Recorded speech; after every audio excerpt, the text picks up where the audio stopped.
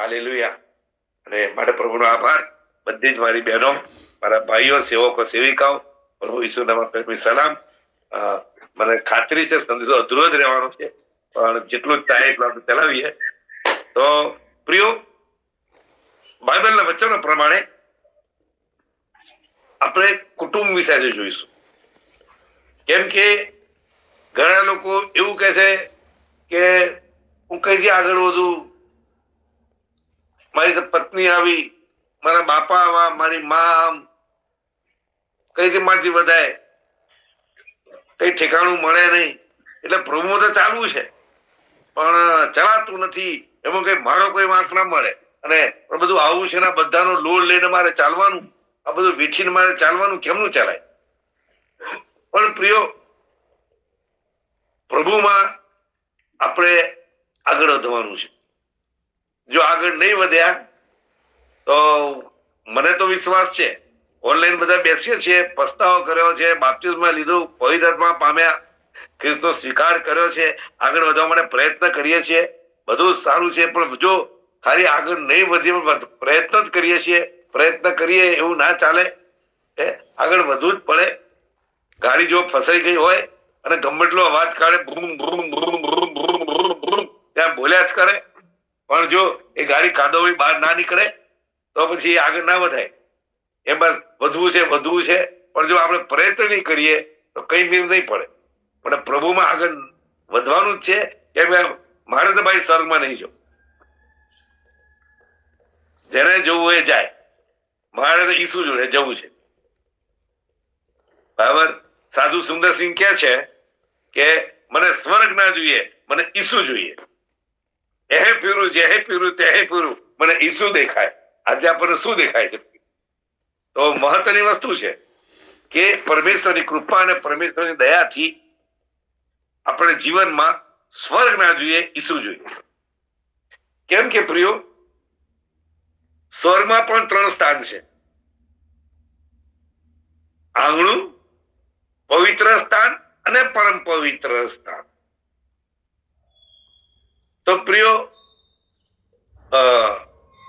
આપણે યાદ રાખીએ, પ્લેનમાં જયારે જઈએ તો પ્લેનમાં 3 પ્રકારની સીટો હોય છે. પહેલું વીઆઈપી કોટા, બીજો કોટા બિઝનેસનો કોટા, બિઝનેસમેનનો, અને ત્રીજો ઇકોનોમિક યાની કે જનરલ. બધા વિમાનમાં જ હોય, એમને જવું હોય બધા વિમાનમાં હોય. ફરક કેટલો? જે વીઆઈપી કોટા હોય એ પાયલોટની પાછી જ એમના નંબર હોય, અને જે પરિચારિકા એર હોસ્ટેસ, જ્યારે એ લોકો વીઆઈપી કોટામાં જાય ત્યારે 2 હાથ જોડે, નમે અને એમને વેલકમ કરે. પછી એમને પૂછવામાં આવે કે સાહેબ શું ખાશો, શું પીશો? એમને ખાવાનું પીવાનું એમની ઇજ્જત મુજબ મળે, સાથે બેસવાનું મળે, સુવાનું મળે, અને એર હોસ્ટેસ એમના ખડે પગે એમની સેવા કરે. એ પાયલોટ સાથે વાત બી કરી શકે, પાયલોટ સાથે જેના હાથમાં આખું હેન્ડલિંગ છે, વીઆઈપી કોટા વાળા. અમેરિકા જવું હોય તો 3,50,000 રૂપિયા ટિકિટ છે. એ જ વિમાનની અંદર પ્રિયો બિઝનેસમેન પણ હોય. બિઝનેસમેન ને સુવિધા હોય, પરિચારિક એમની પાસે જાય, પહેલી એમની વાત સાંભળે, એમના માટે ઘરે પડે નાસ્તો ને એ બધું લઈને આવે. પણ એ લોકો પાયલોટ સાથે વાત ના કરી શકે. ધ્યાન દઈને સાંભળજો, એ લોકો પાયલોટ સાથે વાત ના કરી શકે. પછી આવે ઇકોનોમિક યાની કે જનરલ. જનરલમાં જઈએ તો બસમાં બેસીએ ને, 3 જણની સીટ હોય. ટ્રેનમાં જઈએ છે ને, રિઝર્વેશન કરાયું હોય અને દિવસની ટ્રેન હોય તો 3 જણની સીટ હોય. આ બાજુ માણસનો હાથ વળે ને આ બાજુ માણસનો હાથ વળે. આમ જોગું ખાઈએ, આમ જોગું ખાઈએ, પેલો ભાઈ આપણું ડોકી સીધું કરે, આપણે જોગું પેલી ભાઈ વ્યક્તિ ડોકી સીધું કરે. ઊંઘ આવતી હોય તો મેર ના પડે.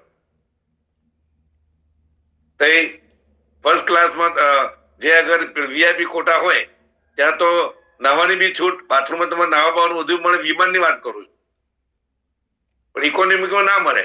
છે તો વિમાનમાં જ, એર ઇન્ડિયાનું વિમાન હોય કે પછી ગમે ત્યાંનું હોય, ઇન્ડિગો હોય, તો વિમાનમાં જ છે. પછી જ્યારે એ લોકો અંદર જાય ત્યારે પરિચારિકા યાની કે એર હોસ્ટેસ એમ ડોક્યુ હલાવે, ના હાથ જોડે ના માથું નમાવે.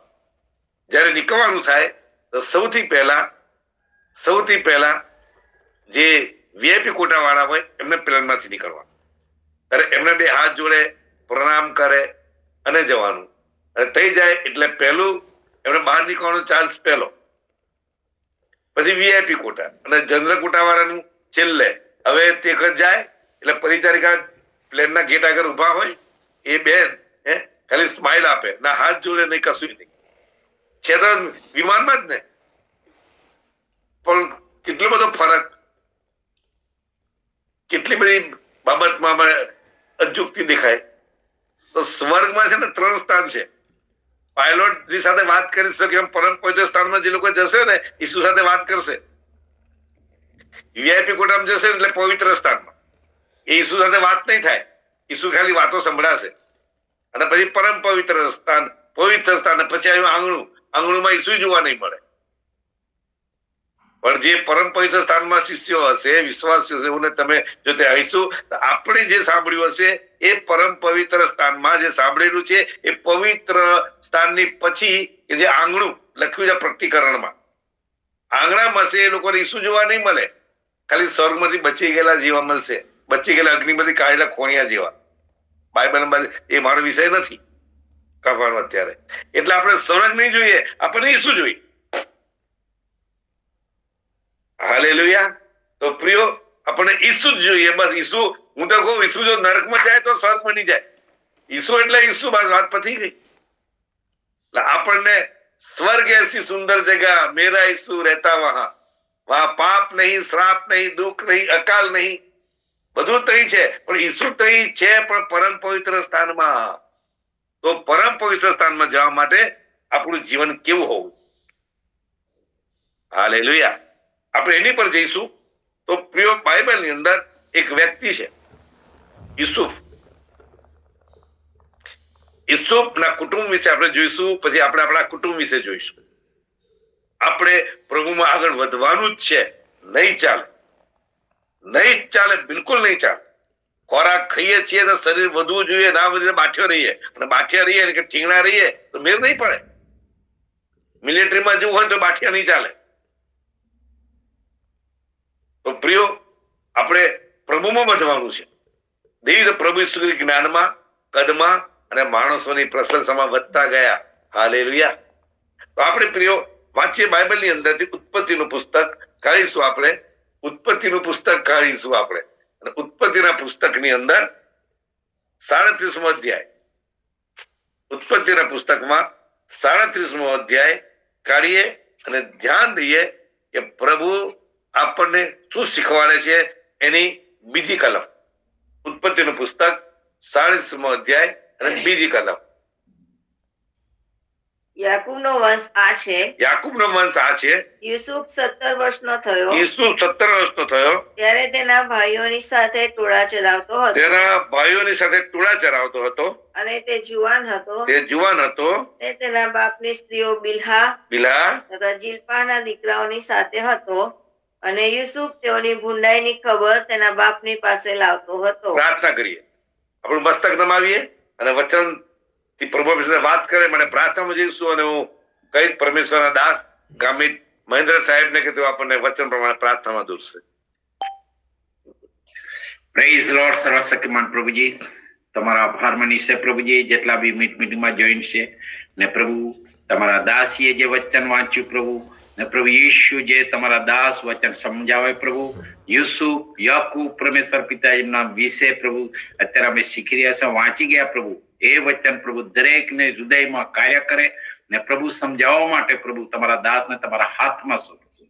એ વિનંતી મુક્તિદાતા પ્રભુ ઈસુ તમારા પવિત્ર નામમાં માંગીએ છીએ. આમીન, આમીન, આમીન. થેન્ક યુ ગામિત સાહેબ, આભાર. સરસ રીતે પ્રાર્થના કરાઈ, પ્રભુના આશીર્વાદિત. તો તો પ્રિય લખ્યો ઈસુફ 17 વર્ષનો થયો અને એક ટોળા ચરાવતો હતો. નંબર 1. સાથે એના ભાઈઓ એ જ્યાં જતો એની ખબર રાખતો. નંબર 2. ત્રીજું, એ લોકોની જીવનચર્યા કેવી છે એની માહિતી એ એના બાપને આપતો હતો. એનું આ કામ હતું કે મહત્વની વસ્તુ સાથે ઘેટા ચરાવવા, ભાઈઓની બાબત પર ધ્યાન રાખવું અને એમની બાબત પરમેશ્વરને કહે. તો પરમેશ્વરની કૃપાથી અને પરમેશ્વરની દયાથી ઈસુફ નું આ કામ હતું. આજે આપણે શું કામ કરીએ છીએ? મહત્વની વસ્તુ છે કે ઈસુફ 17 વર્ષનો થયો ત્યારે ટોળા ચરાવતો હતો. એક ઘેટા પાળક પ્રભુ ઈસુ ખ્રિસ્ત એ માણસોના ઘેટા પાળક હતા. તો સુથાર, પણ સુથાર એમના મા બાપ એ લોકો સુથારી કામમાં લાગેલા. પ્રભુ પણ ઘેટા પાળક તરીકે ગાળો ઈસુને ચિત્ર રાખે છે. મારું તો માનવું છે એ ચિત્ર રાખવા ના જોઈએ. એ ઈસુ ખ્રિસ્તને કોઈ જોઈ ના શકે એને આપણે પિક્ચરના હીરો ના ફોટા વાળા ઈસુને ઘેટું હાથમાં પકડાઈ દીધું છે. આપણે આ ઈસુ ના હોય એવું કર્યું. કહેવાની બાબત છે કે પ્રભુની કૃપાએ ઈસુ એ ખબર લાવતો હતો, ઘેટા સાચવતો હતો. તો પહેલી વસ્તુ ઈસુની સારામાં સારી બાબત કે બાપને આધીન સાચી ખબર લાવનાર. તો યાદ રાખીએ આપણો આકાશમાંનો પિતા એમને આપણે આધીન છીએ. સાથે જગતના આપણા બાપ ધન્યવાદ માનું છું, આભાર પ્રભુનો કે પરમેશ્વરે આપણી ઓનલાઈનમાં જોડાઈએ છીએ મીટની અંદર. એમાં પરમેશ્વરનો દાસ માં હમણાં પડી ગયા, ફ્રેક્ચર થયું, બાપા પડી ગયેલા, ફ્રેક્ચર થયું અને એટલી મોટી ઉંમરે એ સમસ્યાથી પોતે ભરપૂર છે. એમની પાસે સમસ્યા છે. નોકરી સાચવવાની, બાળકોને સાચવવાના, લગ્નની બાબતો ઊભી થઈ ગઈ છે હજુ, અને એમાં મા બાપને સાચવવાના. અને ધન્યવાદ કે અતિ ઉત્તમ રીતે પરમેશ્વરના દાસ મા બાપની સંભાળ રાખે છે. ઈસુફ એ મા બાપની સંભાળ રાખેલ વ્યક્તિ હતું. આપણે જો પરમેશ્વરમાં છીએ તો આપણે મા બાપની સંભાળ આપણે રાખીએ છીએ. બહુ મહત્વની વસ્તુ છે કે આપણે આપણા મા બાપની સંભાળ રાખવી જોઈએ. મારે વિદ્યાનગર ઉપર બાંકડા રોડ ઉપર એક નવું મા બાપ જે હોય તરછોડેલા એમનું વૃદ્ધાશ્રમ ત્રીજું ખોલ્યું. ત્રણ વૃદ્ધાશ્રમ છે. બાપુ ગાડીઓ લઈને છોકરાઓ બાપને આવીને મૂકી જાય છે. પ્રથમ આપણે પરમેશ્વર તરીકેના બાળકો તરીકે આપણી ફરજ છે જે અમૃતભાઈ જે કામ કરે છે એ કામ વિશ્વાસ યોગ્ય છે. આપણે આપણા મા બાપની કદર કરીએ. ઈસુફ કદર કરતા હતા. હાલેલુયા. પેલા આપણે જો બાઇબલ વચનમાં રોમનોના પત્રમાં જો જોઈએ આપણે, એમાં આપણા માટે કઈ શીખવાડ્યું છે કે રોમનના પત્ર 1લો જ અધ્યાય ની અંદર દેવનું વચન કહે છે પ્રમાણે કે 1લા અધ્યાયની 1લી કલમ આપણે ધ્યાન દઈને સાંભળીએ. રોમનોનું પત્ર 1લો અધ્યાય 1લી કલમ. દેવના વહાલા તથા પવિત્ર થવા સારું તેડાયેલા જેઓ રોમમાં રહે છે તે સર્વને લખીતં ઈસુ ખ્રિસ્તનો દાસ પાઉલ તેને પ્રેરિત થવા સારું બોલાવવામાં આવ્યો છે તથા દેવની સુવાર્તાને અર્થે જુદો કરવામાં આવ્યો છે, અલગ કરવામાં આવ્યો છે. જે લોકો સુવાર્તા પર વિશ્વાસ કરે છે એ લોકોને પ્રભુએ અલગ કર્યા છે. જે લોકો સુવાર્તા પ્રમાણે વિશ્વાસ કરીને પ્રમાણે ચાલે છે એને પ્રભુએ અલગ કર્યા છે. જે લોકો સુવાર્તા આપે છે એમને પ્રભુએ અલગ કર્યા છે. યાદ રાખીએ આપણે અલગ લોક છીએ. અલગ અલગ છીએ. આપણે અલગ છીએ, અલગ દેખાવા જોઈએ. અલગ નથી દેખાતા, આપણા જીવનની અંદર ઈસુ નહીં દેખાય. અલગ દેખાવાનો એ નથી કે ક્રોસ લંબડાઈને ફરવું. અલગ દેખાવાનો અર્થ એ નથી કે આપણે પરમેશ્વરની અંદર તમે ખ્રિસ્તી છીએ એટલે તમારો વ્યવહાર નહીં રાખીએ, તમે તો આમ છો, એવું નહીં. અલગ નો અર્થ છે કે આપણું જીવન એ પાઉલની જેમ અલગ હોવું જોઈએ. ઈસુને પ્રભુએ 12 ભાઈઓમાં અલગ કરેલો. પ્રભુએ આપણી કોઈ સારી કરણીને લઈને નહીં, એની કૃપાથી પ્રભુ આપણને અલગ કર્યા છે. અને અલગના માટે છે ને, અલગના માટે પ્રિય વીઆઈપી ખોટા છે. હાલેલુયા. સ્વર્ગ તો છે જ. ઈસુનું લોહીની કિંમત બહુ ઊંચી છે, એવું કોઈ કહેતા જ નહીં. ઈસુની લોહીની કિંમત આંકી જ ના શકાય, આંકી જ ના શકાય. ઈસુની લોહીની કિંમત થઈ જ ના શકે. એ ઈસુનું લોહી જે લે, જે પ્રભુ ભોજન પાડે, જે બાપ્તિસ્મા લે, ઈસુ ખ્રિસ્તનો સ્વીકાર કરે, પવિત્રાત્મા સામે આગળ વધે, શું પ્રિયો એને પ્રભુ નરકમાં નાખી દે? કયો બાપ એવો હોય કે પોતાનો દીકરો દુઃખી થાય એવું સમજે? આ દીનુભાઈ, અલા ભાઈ છોકરાનો છોકરો છે, દર વખતે પ્રાર્થના, મારો છોકરો, મારો છોકરો, મારો છોકરો. અરે ભાઈ છોકરાનો છોકરો છે. જો દાદો આટલી સંભાળ રાખતો હોય તો સગો બાપ કેટલું કરે? આપણે માણસો છીએ અને આવું વિચારીએ છીએ. આપણે વિચાર કરીએ પ્રિયો કે ઈસુ અલગ જીવન. પાઉલ રોમનના પત્રમાં કહે છે કે પરમેશ્વરે મને અલગ કર્યો છે. પ્રિયો, પરમેશ્વરે આપણને અલગ કર્યા છે. ઘણા બધા લોકો રિટાયર થાય છે. મસ્કા મારવાનું આપણને ફાવે નહીં ભાઈ, બરાબર? મસ્કા નહીં મારવા, દેવ જવાબ માંગશે. મહેન્દ્ર ગામિત સાહેબ રિટાયર થયા.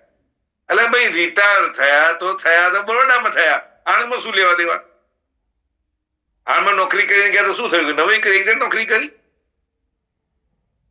રિટાયર થયા અને લોકોએ આણંદમાં બહુ માન કર્યું. કેમ?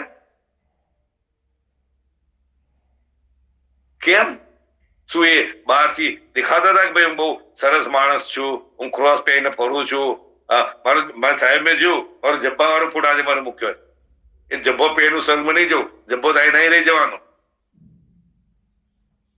પણ અંદરનું જીવન, અલગ જીવન એ બહાર દેખાઈ આવે. આપણું જીવન બહાર દેખાવું જોઈએ. હાલેલુયા. જો આપણું જીવન બહાર દેખાશે ને તો પ્રિયો, પાઉલ કહેશે મેં મારી દોડ પૂરી કરી છે. આપણે કહી શકીશું કે મેં મારી દોડ પૂરી કરી છે. બહુ મહત્વની વસ્તુ છે પ્રિયો કે પ્રભુની સેવા કરીએ છીએ, એ જુદી બાબત છે, પણ સમાજમાં આપણે અલગ સાક્ષી હોવી જોઈએ. પ્રભુની સેવા કરવી એ જુદી બાબત છે, પણ સમાજની અંદર આપણે અલગ દેખાવા જોઈએ, પ્રચાર કરવો. ધન્યવાદ. અમારી પાસે એક બુક છે. મને કોઈ કહે ને કે રાજુ સાહેબ સંદેશો, અરે રાજુ સાહેબ શાના, રાજુભાઈ સંદેશો આપવાના છે, તો નોન સ્ટોપ 500 સંદેશા 500 દિવસ સુધી હું એ અલગ સંદેશા આપું. છે ભાઈ, નોંધેલું છે. આપણે પ્રચાર કરીએ છીએ, પ્રચાર સાંભળીએ છીએ, એ નોંધીએ છીએ. નોંધેલા પ્રચાર ઉનાભાઈએ પ્રચાર કર્યો, બહુ સરસ ઉનાભાઈએ પ્રચાર કર્યો. અરે મારા તો રૂવાટા ઉભા થઈ ગયા, બહુ હૃદય તો નાચી ઉઠ્યું કે શું યુનાભાઈએ પ્રચાર કર્યો. મારે પછી તો બધું આવા માણસને મળવું પડે. હું જેને ભેટી પડ્યો એમને, ડાંગમાં ગયો મળવા, ભેટ્યો એમને, ખુશ થઈ ગયો યુનાભાઈને મળીને. અરે એક આદિવાસી,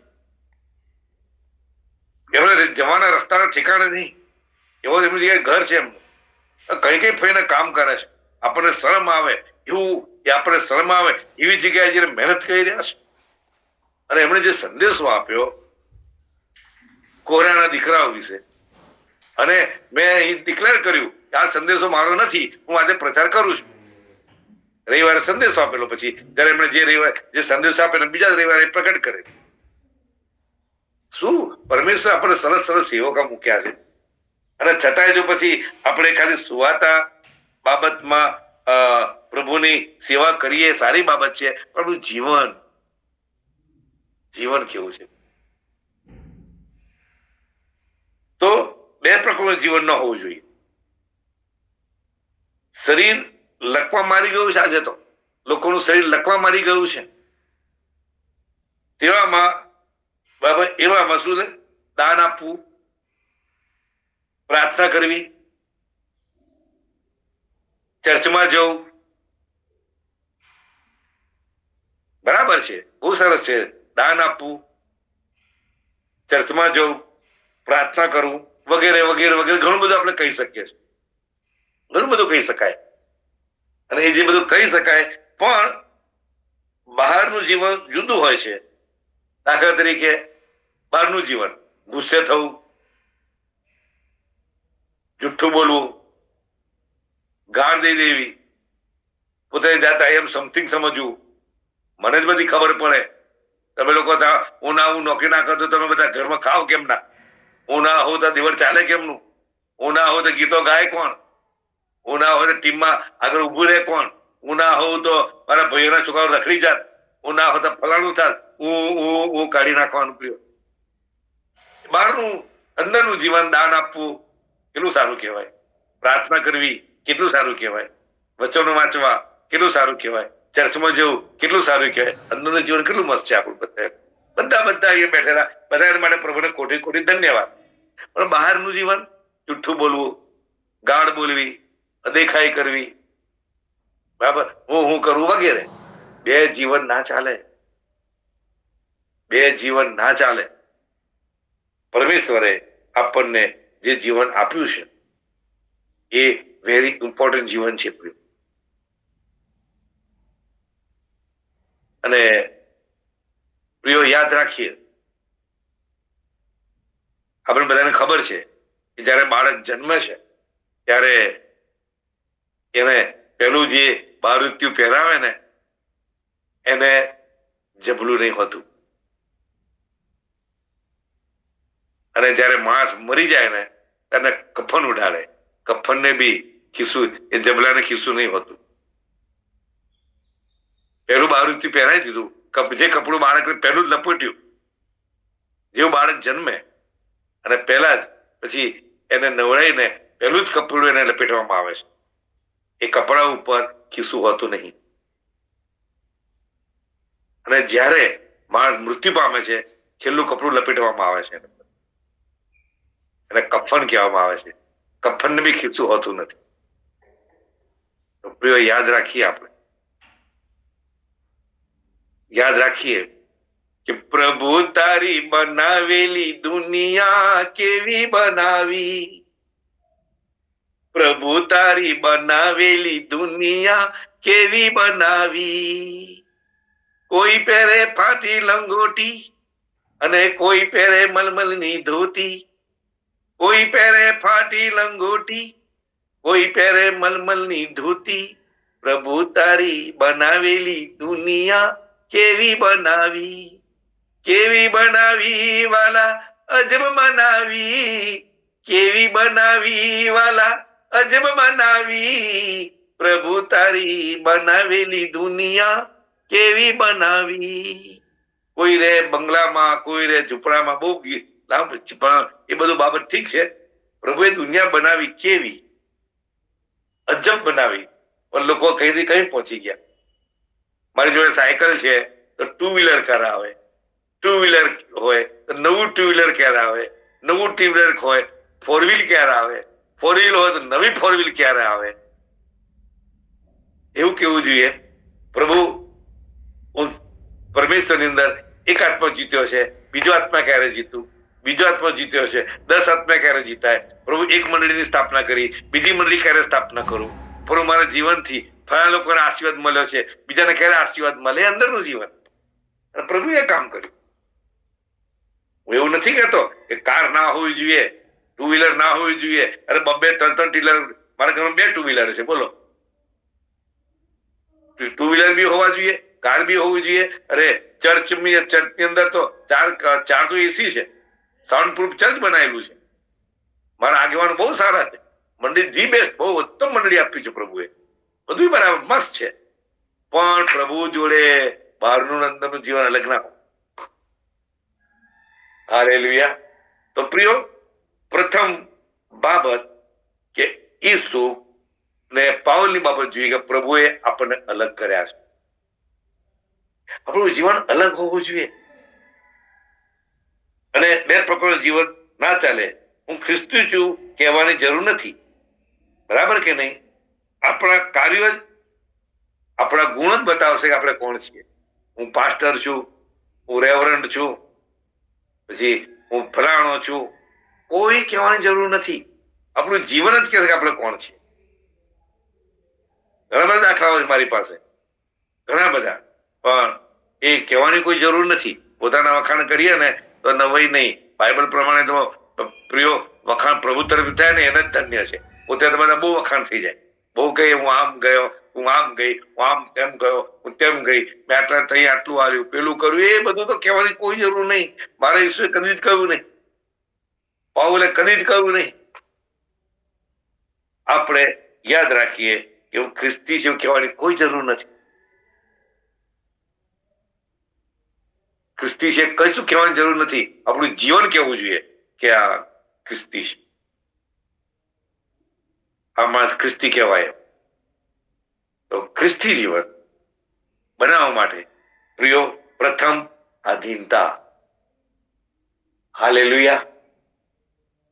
પ્રિયો, પરમેશ્વરની કૃપાથી મહત્વની વસ્તુ કે પ્રભુમાં આગળ વધવું છે, ઈસુ પર લક્ષ રાખ. પ્રભુએ આપણને અલગ કર્યા છે. આટલી મોટી સંખ્યામાં આટલા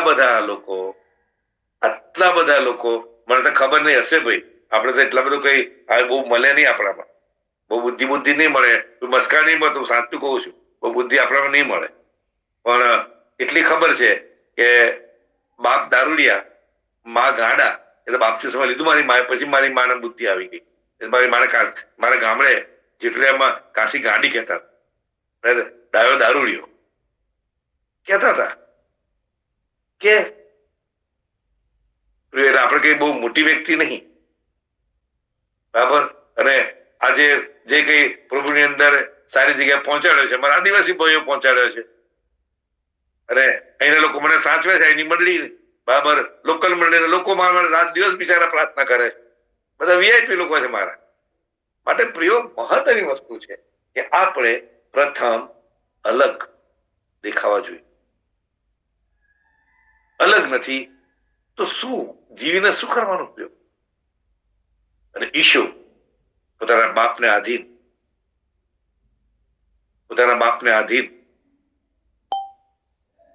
અને ભાઈઓની ભૂંડી બાબત તમે કદી ઝઘડવા નહીં ગયો? તમે શરમ નહીં આવતી? મને બાપાએ મોકલ્યા છે, તમે આ શું કરો છો? બીજા કોઈ વાર જોઈશું, સમય મને મળશે, સંદેશાને હજુ તો શું કહેવાય કે શરૂઆત જ કરીશ. આટલું ઇનફ છે. પ્રભુએ જેટલું હૃદય મૂક્યું હોય ને, ગામે સાહેબ પ્રાર્થના કરી, પરમેશ્વરના દાસ હેરમાનભાઈ સાહેબે પ્રાર્થના કરી કે સેવાગ્રામમાં કે તું બોલવાનું, મુખ ખોલીએ એટલે દેવ બોલે. કેટલું મજા કહેવાય. ખાઈએ તો પચી જાય, કેટલું સારું કહેવાય. બસ આપણે મોં ખોલવાનું, પ્રભુ બોલી નાખે. હાલેલુયા. દાખલો વાત બંધ કરું, વાત સમય થઈ જશે. અમારા દક્ષિણ ગુજરાતમાં 2 દીકરીઓ છે. એક નામ કમુબેન અને બીજી બેનનું નામ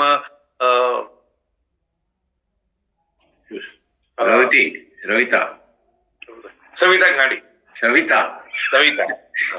તો કમુ ને સવિતા, તો કમુબેન ને સવિતા, તો કમુબેન અને એક આદત, બહુ મસ્ત કપડા પહેરવાના.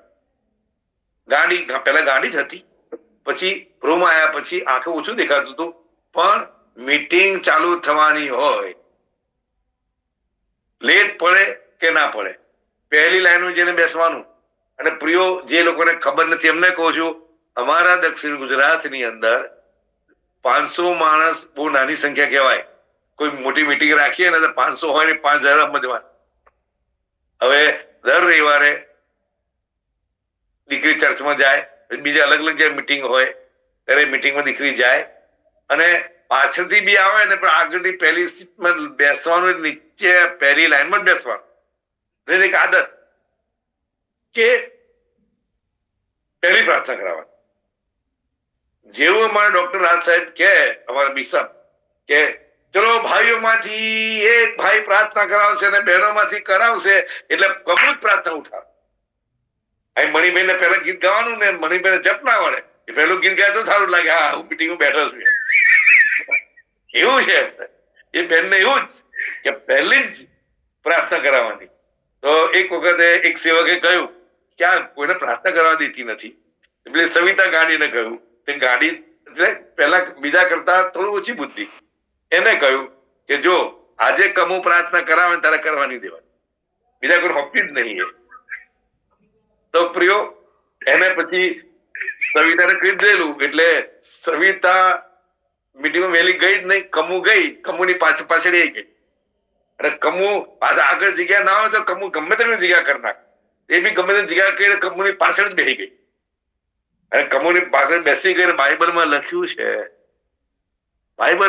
છે કે તમે તમારા હાથો ઊંચા કરીને પરમેશ્વર સ્તુતિ કરો. આવો પ્રિયો, જેવો દક્ષિણ ગુજરાત નહીં જોયું ને, આવો મને કેજો લઈ જઈશ, મહેન્દ્ર સાહેબ ને કેજો લઈ જશે, બીજા ઘણા બધા અંદર છે, અમારા ચૌધરી સાહેબ ને કેજો લઈ જશે. જયારે કે આપણે સ્તુતિ કરીએ એટલે પવિત્ર આત્મા ઉતર્યો કે ભાઈ અન્ય ભાષા બોલાય કે ના બોલાય, કોઈ શિક્ષણની જરૂર નહીં. આત્મા ઉપરથી એવો ઊંડેલા અને બધા હાથ ઊંચા અને તરત અન્ય ભાષા સ્તુતિ ચાલુ જ થઈ જાય. શિક્ષણ વગર પવિત્ર આત્માથી લોકો ભરપૂર. આજે લોકો તો શિક્ષણો આપે થાકી જાય તો પવિત્ર આત્મા નહીં ઉતર, તો અન્ય ભાષા નહીં બોલતા. અને દક્ષિણ ગુજરાત વાહ વાહ ભયો થઈ જાય પ્રિયો. અને પછી તો પેલી કમુએ તો હાથ જેવું કહ્યું ડોક્ટર સાહેબે કે ભાઈ ભાઈઓમાંથી એક બેન ભાઈ પ્રાર્થના કરે, બહેનોમાંથી એક બેન પ્રાર્થના કરાવશે. અને જે ભાઈ કમુએ બે હાથ ઊંચા કર્યા, પવિત્ર તરત પાછળ પેલી બે હાથ પકડી લીધા. નહીં કરો પેલી બંને હાથ પેલા પકડી જ રહેલા અને પેલી હાથ છોડે ને બે પેલા હાથ છોડાવતા પ્રાર્થના ચાલુ કરે. હાથ છોડાવવા માટે મહેનત કરે, પ્રાર્થના બંધ નહીં કરી. એ અલગ જીવન આજે કમુ છે, એ સવિતા જે છે જીવન. જો ગાંડાઓના જીવન પરમ પવિત્ર સ્થાનમાં પહોંચી જાય તો મને પ્રભુ જ્ઞાનીઓને સભા કરતા મૂર્ખોને પસંદ કર્યા. આપણું જીવન સૌથી પહેલા અલગ હોવું જોઈએ, ખબર સાચી આપવી જોઈએ, મા બાપને આધીન રહેવું જોઈએ અને બહારનું જીવન અંદરનું જીવન જુદું ના હોવું જોઈએ. ખ્રિસ્તી કહેવાની જરૂર નથી, આપણે જીવનથી ખ્રિસ્તી ખબર પડવા જોઈએ. પછી માગીએ કલ્પીએ એના કરતા વિશેષ પ્રભુ ઉભરાતું ને છલકાતું, જેના પગમાં ચંપલના ઠેકાણા નતા, એ મહેન્દ્ર ગામિત મારો બેટો મોટો સાહેબડો થઈ, લોકો સેલ્યુટો મારે. કેમ? બસ મને ખબર છે એમને જુવાનથી માંડીને જયારે ઈસુને પકડ્યા કદી પણ ઈસુ આગળ ફરિયાદ નહીં. અમારા કહું બેન પરમેશ્વરની દાસી ગમે નોકરી કરે, ગમે ત્યાં જાય, કદી દખલ નહીં કરવાની, આજ દિન સુધી નહીં. કેમ? અલગ જીવન. તારા બેન માદા પડે કે હાજા પડે, મને બહુ ગમી રહ્યું છે. કદી કોઈ કચકચ બડબડ નહીં. બિશપ આપણો પ્રિય માણસ રાણા સાહેબ, હું પડી ગયો, મને આમ થયું, અરે કશું છુપાવવાનું જ નહીં. જે ભાઈ પડે તો પડ્યો, બાથરૂમમાં પડી ગયેલો, હું વચ્ચે કહ્યું હું પડી રહ્યો, મને 10 મિનિટ કે 10-15 મિનિટ હું ખાટલા નીચે પડી ગયો તો હું પ્રભુનો સેવક છું. અંદર તો કેટલી રોગો લઈને ફરતા હોય, મને કશું નહીં, ગપ્પા નહીં મારવાના. બે જાતનું જીવન નહીં. રાણા સાહેબ જોડે શીખી લો, મહેન્દ્ર સાહેબ જોડે શીખી લો, ચૌધરી સાહેબ જોડે શીખી લો, તારાબેન જોડે શીખી લો, શીખી લઈએ. આપણે બીજા બધા બહુ સેવકો છે, બધા નામ કહી દેશું, તમારે બધા જોડે શીખવા જેવું જ છે. આપણે બધા પ્રકટ લોકો આપણે વીઆઈપી લોકો બનવાના છીએ, આપણે પરમ પવિત્ર સ્થાનના લોકો છીએ. જગતની બાબતો સતાવડી ચાલી રહી છે, આમ થયું તેમ થયું બધું છોડી દો, એ બધું થવાનું જ છે અને મરવાના જ છીએ, વહેલા કે મોડા. બસ આત્મિક જીવન જીવીએ જ. આપણે ટોળામાં જોડાઈ ગયા છીએ. આટલી મોટી મંડળી પ્રભુ આપણને આપી છે, એટલી મોટી મંડળી આજે જો ને 46-47 જણા આજે ગોઠવાઈ જ ગયા છે.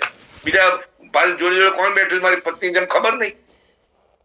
આપણે વીઆઈપી લોકો પ્રભુ આપણે બનાવે. તૈયાર રહીએ, જુદું જીવન જીવીએ, ખુશી જીવન જીવીએ, મા બાપની સેવા કરીએ અને પ્રિયો બધા જાતે ખ્રિસ્તી કહેવાય નહીં, જીવનથી ખ્રિસ્તી આપણે લોકો જોયું. Hallelujah, praise the lord. સંદેશો અધૂરો રાખ્યો છે, માફ કરજો. હું તમને સગળને આશીર્વાદિત કરું. મારો સમય થઈ ગયો.